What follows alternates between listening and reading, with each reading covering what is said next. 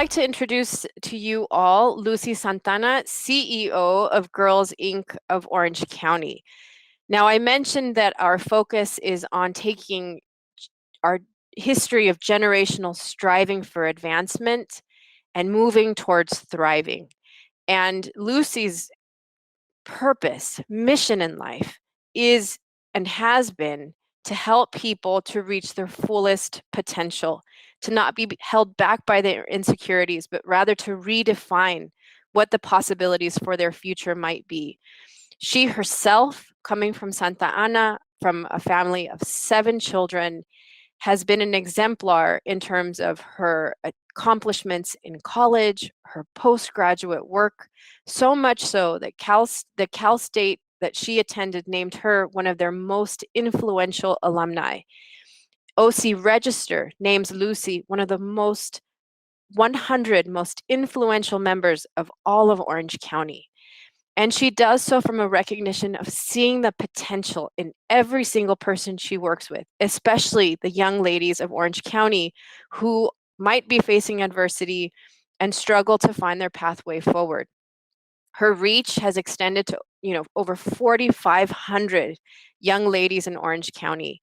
I've asked her to speak about her career and to also think about where her work connects back as we're thinking about the advancement of members of our own community here in our Latinx initiative. So with that, Lucy, I'm going to turn my camera off and invite you in. Lucy has also, and I'm very happy to hear this, she's also asked that there be dialogue. So she's going to give her remarks and she wants to hear from you. She wants to know what's on your mind and how it relates to her talk. So I'm going to turn off my camera and then later on, Lucy, I'll help to facilitate that dialogue and interaction. Thank you so much, Lucy, for being here. Big round of applause for Lucy, everybody. Here we go. Thank you. And wow, what a pleasure to be here with all of you this morning. And I just have to say, I have, in the last 18 months, we've all been in this virtual space, but I am loving Remo. So congrats to you for this new platform. I think I've experienced like 5 or 6 different platforms. And this one, I've put it on my to-do list to find out more about it. But I'm so sorry. I have allergies today, so just bear with me. Hopefully I can get through. But I did want to just start this morning by saying thank you so much to, for inviting me to be part of today. Being part of an inaugural Latinx conference is really important, and it's really it's an honor. And I want to thank Dean Williamson, Dr. Maritza Salazar Campo, Bert Alvaro, Slusher, Natalia Sanchez, and the entire Latinx Initiative team, and of course the UCI's Paul Mirage School of Business. I've just had a great experience working with all of you so far, and I just want to say also congratulations for creating this space and really bringing the opportunities to not only existing students but also alum and the business community to come together. The theme of embracing community is so important. And as I was reading about the history and the background of what the School of Business has been doing, and as well as creating the Latinx initiative, that's really important. So congrats on starting your own chapter of Alpha, the LBSA. I think all of that is super important. And the things that you are bringing to the forefront, the opportunity to network, to share resources, to learn and grow from each other is super important. And I feel like what has made me the professional that I am is really being able to learn from others. It wasn't always the book information that I was learning, but it was really about hands-on experience, having conversations with people. So I think that the thought about networking and coaching and mentoring is super important. So I just wanted to talk a little bit about what I love about today's theme, embracing community, leading to inspire. And Maritza, thank you for that introduction. Sometimes I forget everything that I've done because I've been in this space for a long time. But what I do want to say is, as cliche as it might be, the saying that it takes a village is not outdated. I think it's still super relevant to today's world. It's a concept that everyone can and does play a role in raising a child, if you will. It's so relevant and for so many reasons. And I personally feel that it extends to also to encompass that in order that for someone to be successful, we need a network, right? We need to have people around us that support us and that are going to be there when we fall and help us get right back up. But I think sometimes as kids, we don't always know what we need. We may not even know or realize exactly what we have, or for each, it may show up in a lot of many different ways. So as young adults, and I would say as seasoned adults as well, we need a continuum of support. And as I've said, I think networking coaching is super important. And I think it is really relevant that we not only look at it from the perspective as you're getting your education and going into the world of work, but also that the companies you go to work for or the businesses that you're running, that we create a culture where it is supportive, that you, if it's a bigger company, that you find those champions and allies that are going to sponsor you and help you create a path for you as you grow your career. So before I go on, I want to share a little bit about my background and about myself, the things that you don't normally put on resumes or bios. And, Maritza shared a little bit about that.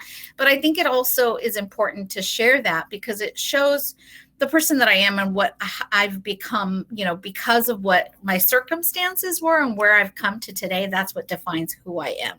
So as Maritza shared, I am one of 7 and grew up with, a small home, 2-bedroom house with 9 of us living there. So it was a little bit crowded and a little bit uncomfortable at times, but it was my reality. It's where I was raised, and that's where I learned who I was, or at least that's where it started, right? So my parents immigrated to the U.S. from Jalisco, Mexico, and with my 2 older sisters at the time, which were, one was age 1 and one was age 2.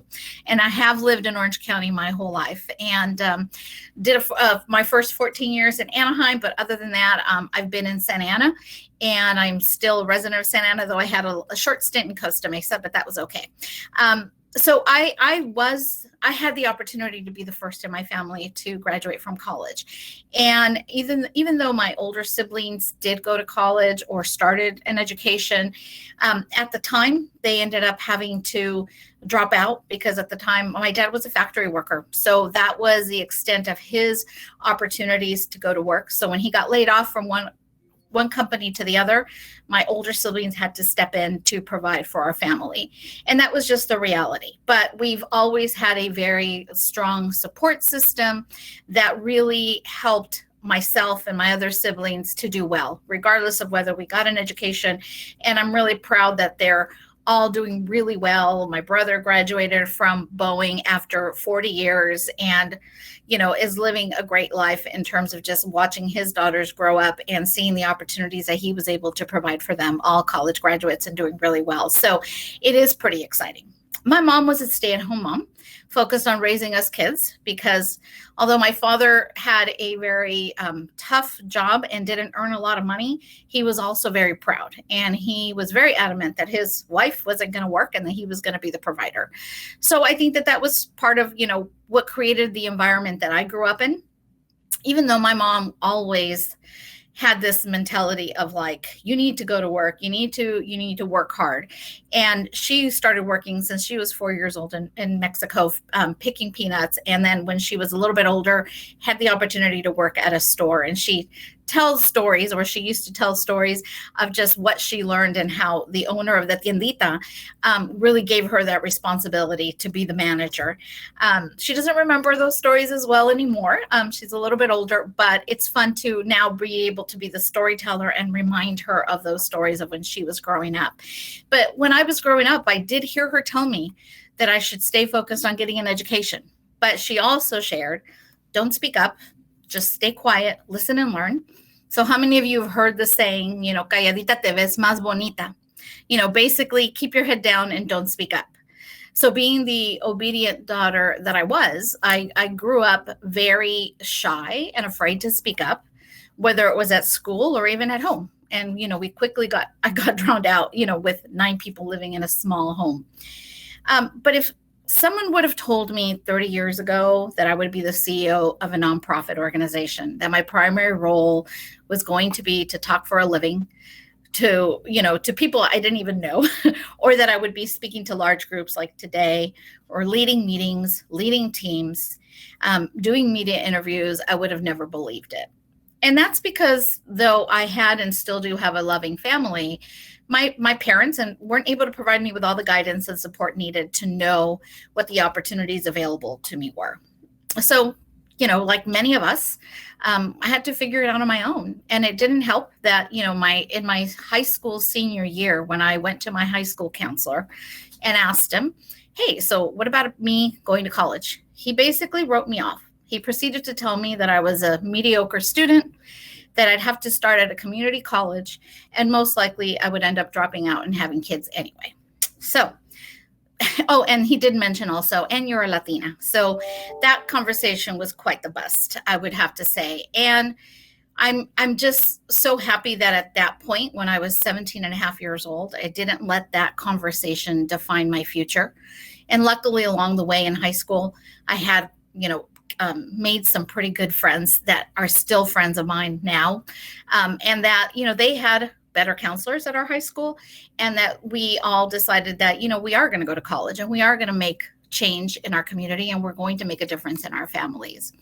So needless to say, I am the product of Santana College. I transferred to Cal State Fullerton and am very involved in my community because I think it's a big deal. For those students that have the opportunity to go directly to a university, that is amazing. But for some of us, we have to start at the community college and get a really great education, because I feel that I did, and eventually transfer and earn our degree. But it doesn't go without saying that I didn't have to work really hard, work full-time, and worked full-time and went to school full-time. But here I am today. Fast forward to today, I am the CEO, and as Maritza shared, when I started with Girls Inc. 22 years ago, so probably many years, probably some of you are not even at that age as students, but, and I feel like I've grown up here. When I came here, I was in a program space. I was a program director. I really cared about the programs that we were offering, and I didn't have it in my radar that I wanted to be the CEO. My goal had been to be a probation officer with my criminal justice degree. And along the way, I had the opportunity to work in the field of youth development, which I grew to love early in my career as a coordinator, working for the city of Santa Ana as a gang prevention program administrator. And then along the way, I found my voice, which had been quieted for a long time. And I found my voice for the most important reason, I feel, back then. And that was to really advocate and speak up for kids that didn't have a lot going on. This gang prevention program worked with super high-risk kids, worked with students that didn't have access to a lot of resources and opportunities, and that they weren't seeing people they wanted to be like outside of their family. And not to put down their family, but it was like they weren't looking at other opportunities that they could see growing up. And so I think that was what was really key and important that I zeroed in on, was that I can be their voice and I could do that. So when I came to Girls Inc. and I knew I had found my calling, I saw myself in the girls that Girls Inc. was serving. And our mission here at Girls Inc. is to inspire girls to be strong, smart, and bold. And that's what struck me, and that's what resonated with me. Where Girls Inc. been all my life as I was growing up. And so when I found out the work that we were doing in the community and the fact that we weren't reaching that many girls at that time, I think we were reaching maybe close to 750, 800 girls. And that was 22 years ago. My mission was to say, how can we scale? How can we grow up this organization? And how can we really ensure that we're providing the messaging and the programming for girls that they deserve to hear, that they need to grow up with confidence and be presented with the opportunities they deserve to be successful, to grow up educated, and to ultimately become self-sufficient adults. So the girls we normally work with, about 85% of the girls we work with here in Orange County are Latinas or of Latino descent. They are coming from schools, sometimes Title I schools, but really here in Orange County, you find them everywhere. And I think that I think we're at about 92% of the girls that we serve are the first in their family to go to college. So a lot of the work that we do is about getting them ready to apply for college, and not only apply to college, but to be successful to complete their college education and move on to a career that's going to be really important for them. So I want to say that as a side note, because I think all of you probably know this, but a lot of times I find myself talking about this, is that running a nonprofit is like running any other business. The only difference is we have a different tax status, but I still have employees. I still have overhead. I still have to worry about benefits and creating a good work culture and creating the best team that we have so that they can go out into the community and provide the programs that we need. And what I loved about Maritza's opening when she talked about the mission of the Latinx initiative and the community, it really is very similarly aligned with the work that Girls Inc. does. And it really is about providing intentional programming for girls to find their voice, to learn early on about how to build self-esteem and how to become self-confident, and how to really learn about what's out there for them and what opportunities they have for them. So our programs are research-based, they're experiential. They give them the opportunity to really engage in community and to learn more about politics, about advocacy, about just different community ways to get involved, and civic participation and how important that is. And what we do is we want to make sure that girls are getting, when we say those hands-on experiences, that means that they're talking to folks in the corporate world, in the education world, and looking for other areas that they could really strive. About 50% of the work that we do is encouraging girls to pursue STEM education, science, technology, engineering, and any kind of math, financial literacy, and arts, because we want to make sure that those jobs that are typically more populated by men, that the women and girls are getting that space to be able to do that. And when COVID hit, we pivoted very quickly and we went online and provided lots of programming online. And I'm happy to say that we were able to scale our programs to actually serve more girls than what we had been serving before the pandemic. We typically work with our school partners to reach our girls. And so for us, it was really an opportunity to go meet them where they're at, still through the virtual world. And even today now we are doing hybrid programming. We know that some of our programs are going to stay online, and we are also very excited about going back to serving our schools and reaching the girls there. But one number that I can share with you is that before COVID, we were serving probably about 50 girls a year in our college readiness program. Well, lo and behold, when we went online, we increased it to about 120 girls. And that was really exciting for us because last year in our cohort of 120 girls that graduated from high school, we had over 400 college acceptances for these girls, and they all went on to a higher institution to get an education, which was really pretty amazing. And what we wanted to do is to make sure that we continue them on this trajectory of really being successful. So one of the key things that we do that we think is really important is providing these girls with early opportunities for externships. That's sending them out to the workforce and having them have the opportunity to learn in the world of work. So we partner with corporations, nonprofits, educational institutions, and we place girls at work sites during their junior and high school year in college. And what's been really great is to hear some of these placements and companies that we're placing them out, like Edwards Life Sciences, Taco Bell Corporation, which by the way took 17 girls this past summer. We're working with Ingram Micro and also small organizations too, Coastline Community College and all of those. And they've given us feedback the same. Your girls are better prepared sometimes than our college interns. So we're really proud of the work that we're doing because the girls, before they get placed in their externships, are getting over 100 hours of training and preparation, anywhere from how do you interview, how do you dress for success, writing their resumes, creating the opportunity for them to be successful, and hearing from different panels and speakers around the world of work and hearing about others' journeys as well. You know, everybody's is not a straight path. We all take different roads. I wanted to be a probation officer. That's very far from what I am today as a CEO of a nonprofit, but it's very fulfilling, and it makes, you know, I show up to work every day ready to make a difference, right? And I know as corny as it sounds, I know that every day that I come to work, I get to do that. And whether it's making sure that a high school girl is learning about what college she might want to go to, or what's the way, what's the best way for her to fund her education, financial aid, scholarships, and so forth. That work is really important to us, and it's something that we want to continue to do to ensure that girls are thriving. So one of the things that I wanted to share, because it's very relevant and very key to what's being discussed today, is that one of the things that we talk to our girls about is the future of the workforce, right? And we know that 50% of our workforce right now is female. We also know, just from studies, is that women are still only making about 82% of what men make out in the world. And when you talk about women of color, that gap even widens even more. So we want to make sure that girls are finding a place in the workforce that they're being prepared for. So kind of, really exciting is that, Girls Inc. of Orange County is part of a national network. And I had the privilege of being part of a group of 8 that applied for a national competition called Equality Can't Wait. And we proposed a project called Project Accelerate, which is basically, typically our work has been working with girls as young as 5 all the way through 18 and making sure that they got into college. But what we knew was that girls needed more support once they went into college. And we had girls telling us, we want Girls Inc. in our lives. Can we have a Girls Inc. group at Cal State Fullerton, at UCI? And so we really started thinking about, what does that look like in success?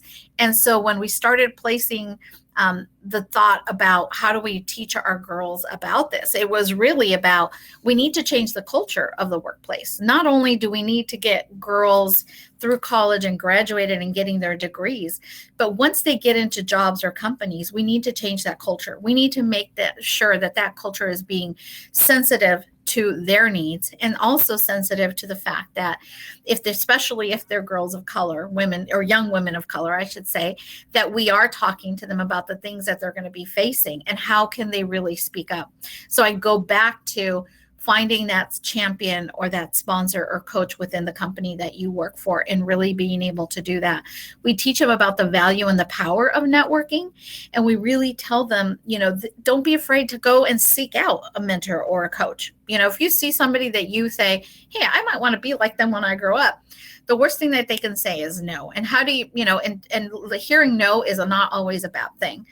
We also talk a lot about the imposter syndrome, because we want to make sure that they understand that they are smart, and that they can be bold, and that they don't have to listen to what society sometimes is saying to them. Had I listened to my high school counselor and said, oh yeah, he's right, I'm not college material, I'm not going to do it, I don't know what would have happened in my life. Maybe it would have been a self-fulfilling prophecy. I'm glad to think that I don't care, and that I didn't go down that road. But I also like to use that experience that I had to teach and talk to other girls about not falling in that, and really understanding that they're smarter than they think they are, and not to doubt themselves. So through Project Accelerate, we're really going to be working on affecting the future of the workforce, and really looking at bringing more women of color into those positions. I love that the conversations today are going to include, employee resource groups, because as we work with our corporate partners in the community, and we work with our different partners, we really are working with those DEI groups that exist within companies like Boeing, looking at their women in leadership, looking at their Latinx initiatives. And that's been really important, because those are the women and men that we're inviting to come in to speak to our girls and to be on the panels, to really inspire them, but to show them. A lot of my team talks about, if they can see it, they will believe it. And so really being able to have access in person to a lot of these individuals is really important. So I know that I'm running out of time, but I think in closing, I do welcome the opportunity for you to ask questions.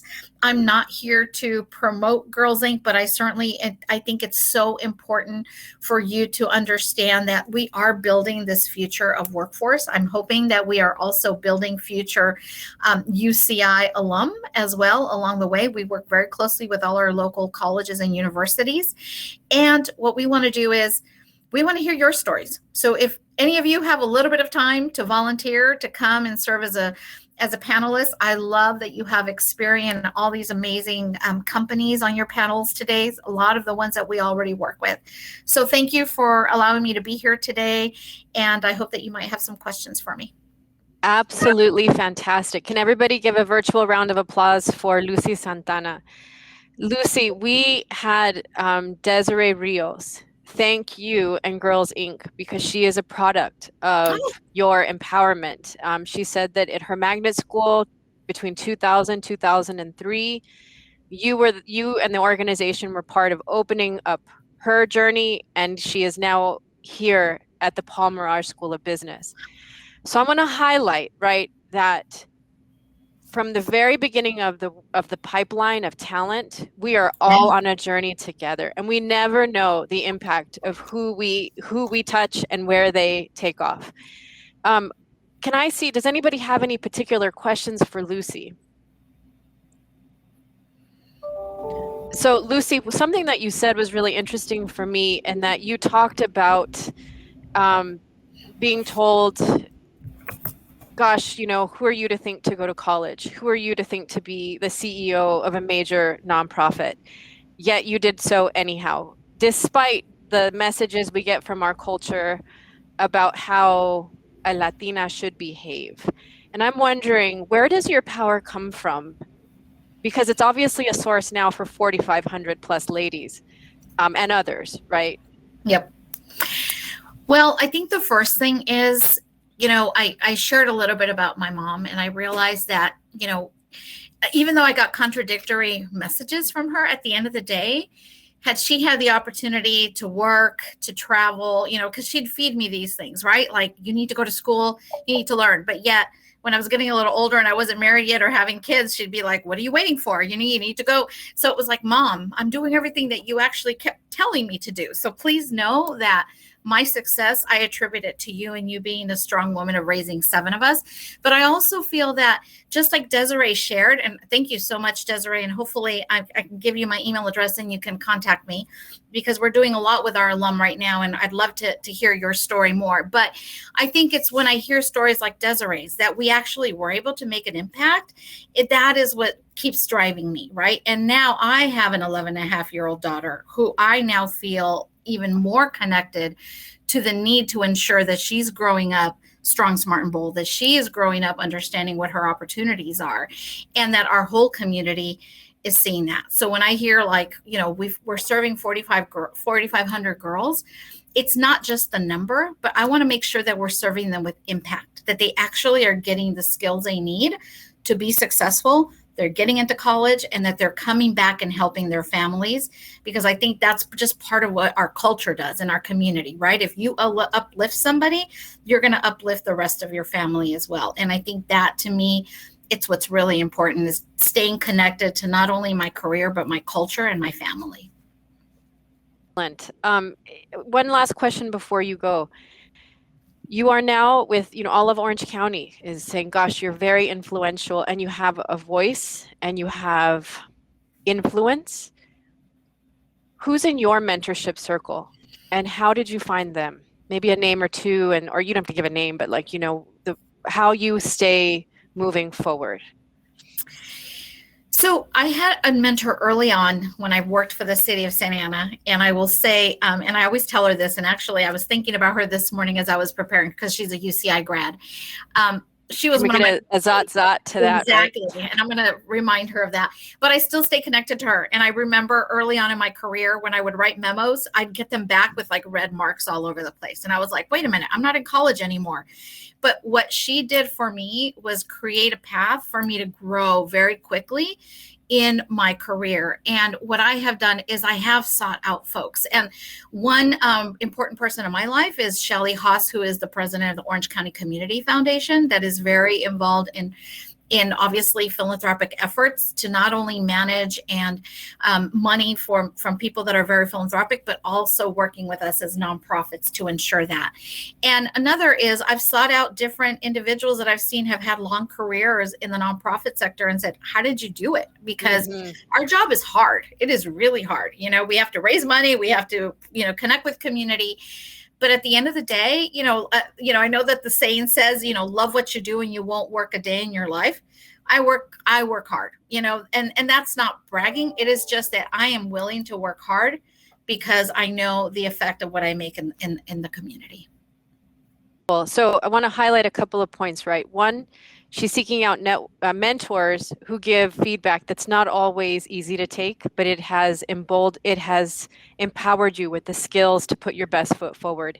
In this community, we are to encourage one another, but when an undergraduate, an alumni, when there's that connection, let's give that feedback that produces growth, right? Mm-hmm. Second, I love the courage. I seek out other people who share a common vision and where I know that together we're going to build and create a better future, right? And then lastly, I love the fact, Lucy, that you are fearless. And I know that, again, there were messages you received, but the fact that you've decided to, say what you tell your girls to do, right? To be strong, to be bold, and to be courageous. I just really commend you for all of that. Today, everybody, we're going to have 3 table-side chats. We're going to talk about imposter syndrome. We're going to talk about leveraging your network. We're going to talk about mentoring. And we're going to continue on these important themes that Lucy is suggesting are critical for our advancement individually and as a community. So, Lucy, I cannot thank you enough for setting the tone, inspiring us to continue to reach, to our younger Latinos, Latinas, bringing them up, but also to say that in this path from graduate, undergraduate, graduate, and forward, that we might continue living like Lucy does, thinking, how can I help someone else in their pathway so that we go from striving to thriving. Wonderful. Thank you, everybody. Thank you, Lucy. If we can give a round of applause to Lucy. Such a great talk. Thank you so much.